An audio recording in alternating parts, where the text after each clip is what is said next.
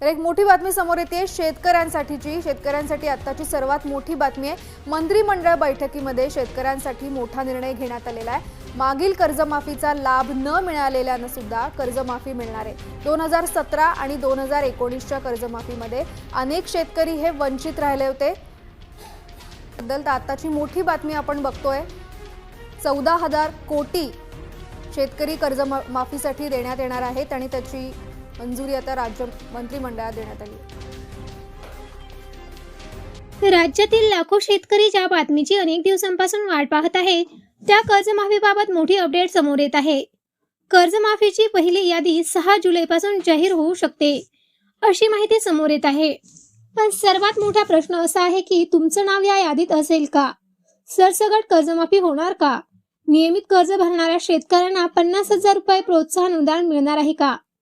तसेच सर्वात महत्त्वाचं म्हणजे सरकार कर्जमाफीच्या निकषांमध्ये बदल करणार आहेत का? आजच्या व्हिडिओमध्ये आपण या सर्व प्रश्नांची सविस्तर माहिती बघणार आहोत, त्यामुळे व्हिडिओ शेवटपर्यंत नक्की बघा। मित्रांनो, राज्य सरकारने पुण्यश्लोक अहिल्यादेवी होळकर शेतकरी कर्जमुक्ती योजना लागू केली। या योजनेअंतर्गत 2 लाख रुपयांपर्यंतची कर्जमाफी, OTS योजनेचा लाभ आणि नियमित कर्जफेड करणाऱ्या शेतकऱ्यांना 50,000 रुपयांचे प्रोत्साहन अनुदान देण्याचा निर्णय घेण्यात आलेला आहे। तसेच मात्र या योजनेतील अनेक अटी आणि निकषांवर राज्यभरातून नाराजी व्यक्त होत आहे। अनेक शेतकरी संघटनांना आणि लोकप्रतिनिधींना निकष शिथिल करण्याची मागणी केली जात आहे। बच्चू कडू यांच्यासह अनेक नेत्यांनी सरसकट कर्जमाफीची मागणी केली आहे। अनेक शेतकऱ्यांचे म्हणणे आहे की फक्त काही विशिष्ट निकषांवरच आधारित कर्जमाफी दिल्यास लाखो शेतकरी वंचित राहतील। सध्या राज्यभरामध्ये कर्जमाफीसाठी ऑडिट प्रक्रिया सुरू आहे। या प्रक्रियेमध्ये तब्बल 42 प्रकारच्या तपासण्या केल्या जात आहे। शेतकऱ्यांनी घेतलेले कर्ज कोणत्या बँकेचे आहे? कर्ज किती वर्षापासून थकीत आहे? पूर्वीच्या कर्जमाफीचा लाभ घेतला आहे का?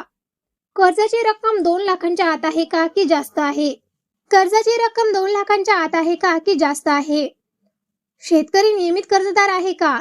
या सर्व गोष्टींची पडताळणी केली जात आहे। यामुळे यादी तयार करण्याचे काम अत्यंत काळजीपूर्वक सुरू आहे। मित्रांनो, जर सरकारने निकषांमध्ये कोणताही बदल केला नाही तर जुलैला पहिल्या आठवड्यामध्ये म्हणजे 6 जुलैपासून पहिल्या याद्या प्रसिद्ध होण्याची शक्यता आहे। परंतु जर मंत्रिमंडळाच्या बैठकीमध्ये काही नवीन नियम आणि निकष जर लागू झाले तर ही प्रक्रिया आणखी पुढे जाऊ शकते। शेतकरी बांधवांनो, आज सर्वात मोठा मुद्दा म्हणजे नियमित कर्जफेड करणाऱ्या शेतकऱ्यांचा। अनेक शेतकरी वेळेवर कर्ज भरतात पण संकटाच्या काळात त्यांना कोणताही लाभ मिळत नाही, अशी भावना अनेक शेतकऱ्यांमध्ये व्यक्त होत आहे। त्यामुळे 50,000 रुपयांच्या प्रोत्साहन अनुदानामध्ये वाढ करावी अशी मागणी होत आहे। काही संघटनांनी हे अनुदान 75,000 किंवा 1 लाख रुपये करण्याची मागणी देखील केली आहे। तर दुसरीकडे अनेक शेतकरी 2019 पूर्वीच्या कर्जमाफीपासून वंचित राहिले होते। अशा शेतकऱ्यांना देखील या नवीन योजनेमध्ये समाविष्ट करावे अशी मागणी जोर धरत आहे। आता प्रश्न असा आहे की सरकार काय निर्णय घेणार? निकष बदलणार का? जाहीर केलेल्या अटीनुसार यादी प्रसिद्ध होणार का? याचे उत्तर पुढील काही दिवसांमध्ये स्पष्ट होणार आहे। मित्रांनो, तुम्हाला काय वाटतंय? सरसकट कर्जमाफी व्हावी का? नियमित कर्जदारांना अधिक प्रोत्साहन मिळावं का? तुमचं मत कमेंटमध्ये नक्की सांगा।